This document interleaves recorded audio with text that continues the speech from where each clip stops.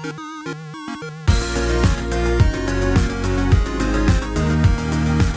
everyone, welcome back to another Anime Kingdom reviews. See by title below, this is on episode 6 of Nanbaka, and I gotta say that I did not expect that ending, because literally it's just been fun and games for this tournament. It's been pretty cool to see all the crazy shit they gotta do, and this episode, it really emphasized on two things. One being the warden and her love for Hajime, to which we find out that Hajime and the monkey guard dude are literally the only two people that don't know. It's actually pretty much common knowledge that the warden has feelings for Hajime. So I did not expect that. I literally thought that no one had a clue, but then all of a sudden we see in this episode the guy announcing the casting pretty much was teasing her, and she just knocks him out.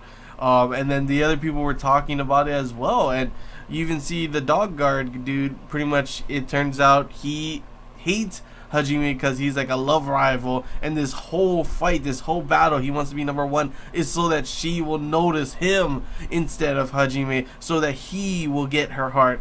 And I thought that was pretty funny because I did not expect it to be like that at all. Like, I thought this ending battle would be pretty cool to see between them. I didn't know there was so much more to their, like, you know, their like why he wants to beat Hajime so badly. It ends up being, you know, they are the number one and number two of the whole prison, but there's actually more to it, that he actually is in love with the warden, but the warden is in love with Hajime, to which Hajime doesn't even have a clue that she has feelings for him. When he pretty much looks up at her, she's like, has this dark glare, and I'm like, holy crap, that's kind of creepy. And all of a sudden you just see, so handsome, so handsome, so handsome, so handsome, and I'm just like cracking up.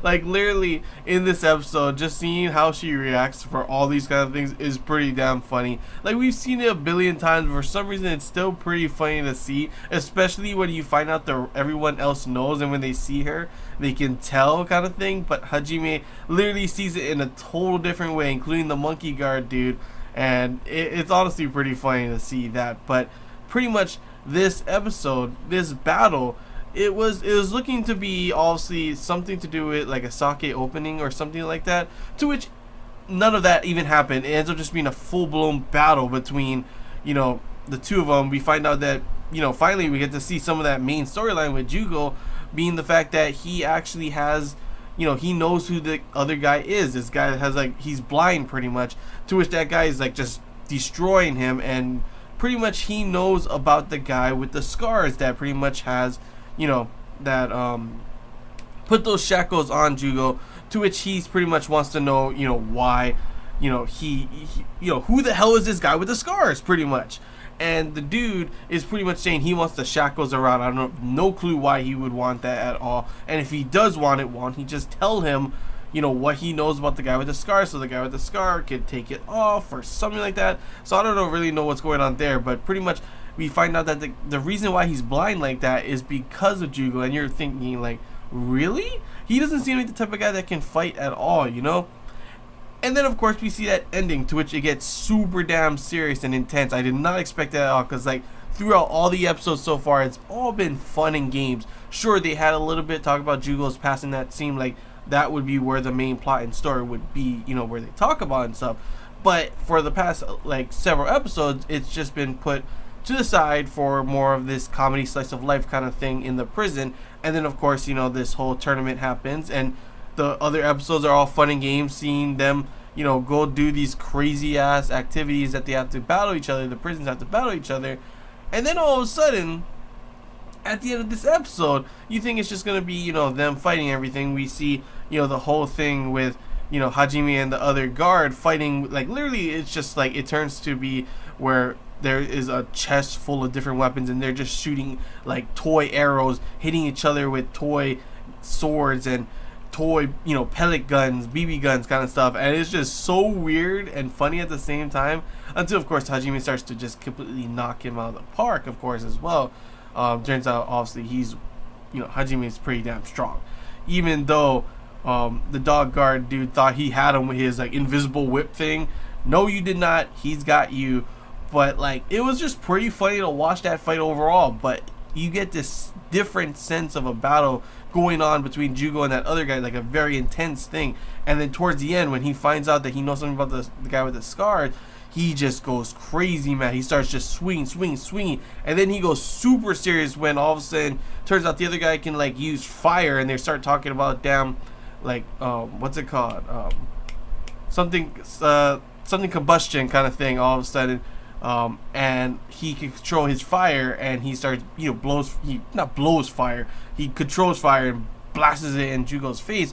To which you think, oh shit, what's gonna happen to Jugo? All of a sudden, huge spikes come out of the rubble, and I'm like, holy shit, what's going on? He gets mad, his eyes turn red, and all of a sudden it turns out that the guy who put the shackles on him did something to his body. It's not just regular shackles. Literally, all of a sudden he has like spike arms, spike legs, and he just looks super scary. And I'm guessing that's how he took out the guy's eyesight, and that was the end of the episode. Like, literally, I started this episode off laughing, having fun, enjoying what was going on, and I completely forgot that there was even a main plot for our main character, who is Jugo.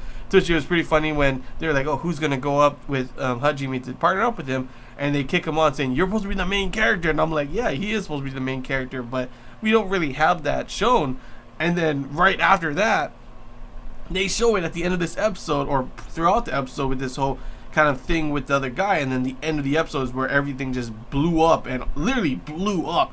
And honestly, I cannot wait to see actual story plot for this anime, see what, you know, the story is for Jugo, and see what's going to happen now that he's in this crazy form. Will he get the information from this dude, or does the dude not really even know anything? I'm not too sure, but it should be pretty exciting considering one dude has like fire powers, while all of a sudden Jugo has like monster powers. I don't know what it is, his spike power kind of thing from his shackles. It should be pretty interesting, to say the least. Not too sure if the next episode is going to have any comedy of the sorts, because the way that this episode ended, it went full on intense, serious. Like, it was like a completely different anime in my opinion, honestly. And I'm excited to see how it goes. Maybe we'll have comedy at the very end kind of thing, or something stupid. You never know it, Nanbaka. But I'm definitely excited to see where the next episode is going to lead us in for the coming episodes for the story, because it sounds pretty interesting that, you know, these shackles, I just thought someone put it on him and no one could take it off, and that was it. No, it turns out he was experimented on, or something to do with his genes, and all of a sudden now he's like some damn monster. So I can't wait to see him in action in the next episode. Can't wait to see more of his story and learn why the hell this is happening. Who is the guy with the scar, and what, like, there was a guy at the very end who was like smirking and stuff. Like, who the hell was he? Is he the guy with the scars, or does he know who the guy with the scar is? I don't know, but I'm definitely excited to see the next episode. But yeah, that's all I gotta say, guys. Hope you enjoyed this Anime Kingdom review. If you have any questions, feel free to comment below. This anytime miss and you want to talk about, comment below as well. And if you did enjoy, don't forget to leave a like. If you haven't already, feel free to subscribe for more content. And yeah, that's all I gotta say, guys. Cannot wait to see what's gonna happen in the next episode. So yeah, till next time, guys. See ya.